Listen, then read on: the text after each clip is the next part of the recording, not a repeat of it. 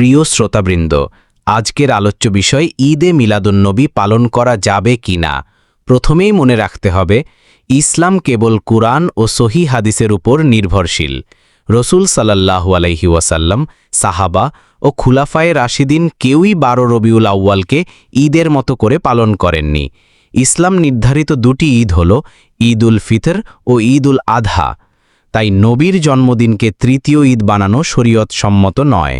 তবে নবী সাল্লাল্লাহু আলাইহি ওয়াসাল্লামের প্রতি ভালোবাসা প্রকাশ, তার জীবন কথা আলোচনা, দুরুদ সালাম পাঠ এবং তার আদর্শ অনুসরণের শিক্ষা গ্রহণ, এগুলো সর্বদা বৈধ ও প্রশংসনীয়।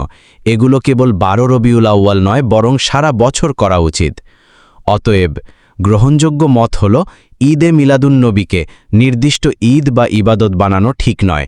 তবে যদি শিক্ষামূলক মাহফিল হয়, যেখানে নবী সাল্লাল্লাহু আলাইহি ওয়াসাল্লামের সিরাত, আদর্শ ও শিক্ষার আলোচনা হয়, তবে তা উপকারী ও কল্যাণকর।